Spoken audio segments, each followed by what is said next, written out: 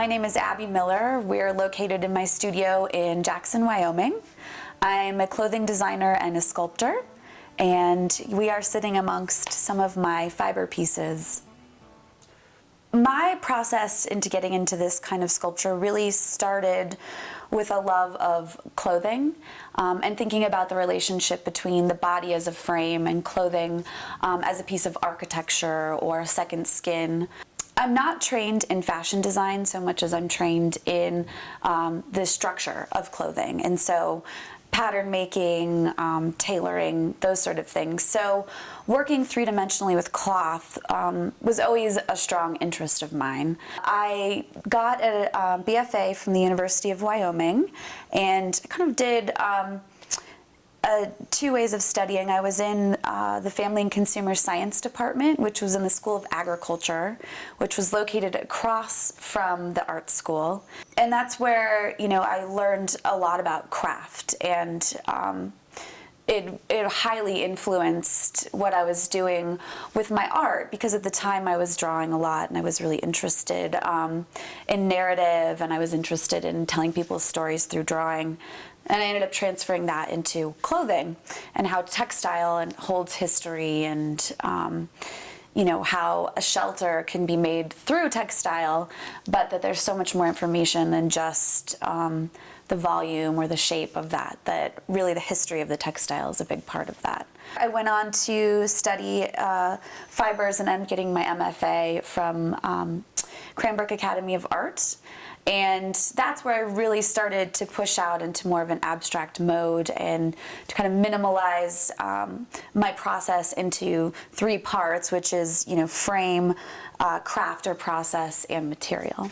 I'd been doing a lot of work that addressed utility in different ways, so not just clothing pieces, but I was making bags that opened and were interactive, so the viewer would have to participate in a way, and the zipper became a really important part of that participation, that social element within my work. I've always loved zippers. I think they're really amazing, overlooked mechanisms. I think they're so fascinating that they're all these teeth, these small teeth that come together, and they're incredibly durable, and they literally hold tension in them.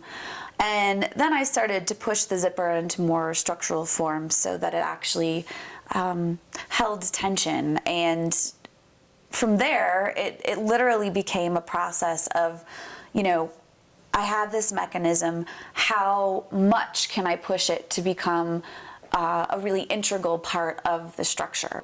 A lot of the information in this work is really subverted into material process. The vinyl is a really important aspect of the information in the work, and my relationship to the work and the fact that they look so natural and organic. Vinyl I became really interested in when I was living in Detroit, and at that time the car industry was kind of plummeting, people were out of jobs, Detroit's economy was terrible, and I happened to find this huge bolt of vinyl, really cheap. It's just full of all these paradoxes as a material because it's completely overutilized and underappreciated. So nobody looks at vinyl and thinks, oh, it's such a wonderful future material. People might get nostalgic about it, but I think most people think of their legs sticking to it on Fair Ride, or the way it smells, or their grandmother's couch being covered in clear plastic vinyl.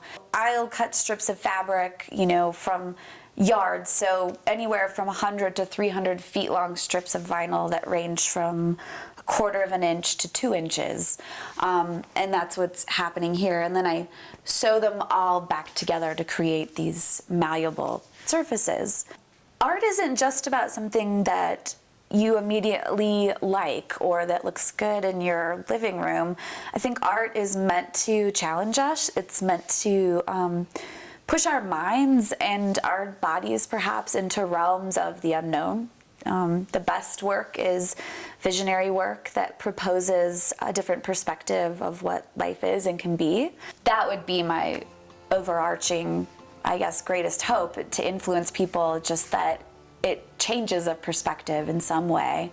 And if not that it's an experience of joy and an experience of beauty. I think that's a really important part of life.